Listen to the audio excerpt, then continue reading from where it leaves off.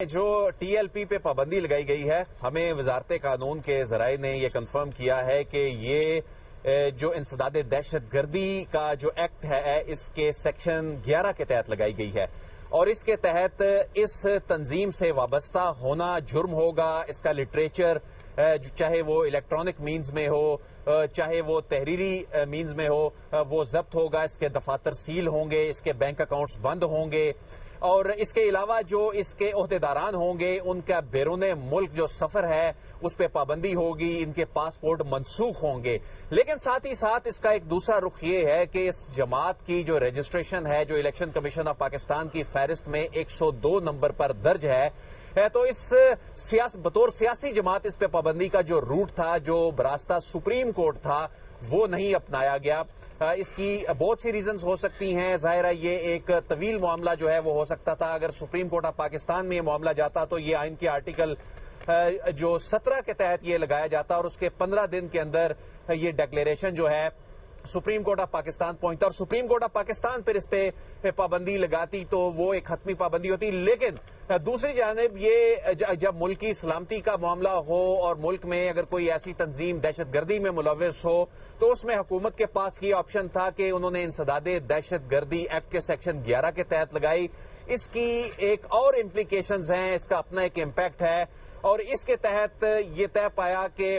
جو declaration supreme court of Pakistan بھجوایا جانا تھا، اب اس قانون کے تحت 3 روز کے اندر یہ ڈکلیریشن جو ہے متعلقہ جماعت کو نوٹیفائی کیا جائے گا، اور جو کالعدم جماعت ہے اس کے پاس یہ آپشن ہوگا کہ 1 مہینے کے اندر وہ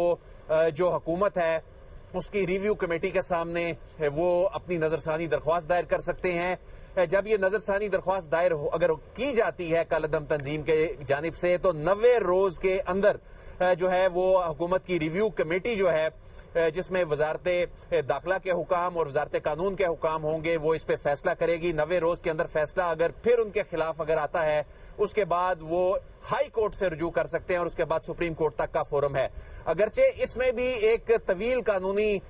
جنگ جو ہے وہ لڑی جا سکتی ہے، لیکن اس کی فوری اثرات جو ہیں یہ پابندی لگانے کا، جس میں انسداد دہشت گردی کا قانون جو ہے اس کے ذریعے پابندی لگانے کا جو مقصد تھا، اس کو فوری طور پر چیزوں کا جو خاتمہ تھا، اس پہ قابو پانا تھا۔ دفاتر جو ہیں وہ انسداد دہشت گردی کا جو قانون ہے اگر اس کے تحت پابندی لگے، فوری سیل کرنے کے اختیارات جو ہیں وہ حکومتوں کو مل گئے ہیں، صوبائی حکومتوں کو۔ اس کے علاوہ بینک اکاؤنٹس فوری بند ہو جائیں گے۔ اس کے علاوہ جو پاسپورٹس ہیں ان سے وابستہ لوگ ہیں ان کے فوری منسوخ کرنے میں مدد ملے گی۔ اگر یہ معاملہ جماعت پر پابندی کے لیے سپریم کورٹ آف پاکستان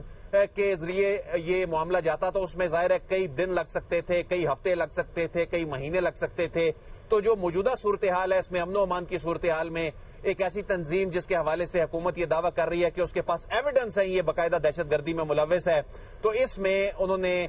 جو انسداد دہشت گردی کا 1997 کا جو ایکٹ ہے اس کے سیکشن 11 کے تحت اس پہ پابندی عائد کرتے ہوئے قرار دیا ہے کہ یہ کالعدم تنظیم دہشت گرد تنظیم ہے۔ اس سے وابستہ لوگ جو ہیں نہ تو انتخابی جو مہم ہوگی اس میں حصہ لے سکیں گے، انڈائریکٹلی اس کا جو امپیکٹ ہے، اس کی جو امپلیکیشنز ہیں، اگر وہ اس جماعت رکن بننا بھی اب جرم ہوگا۔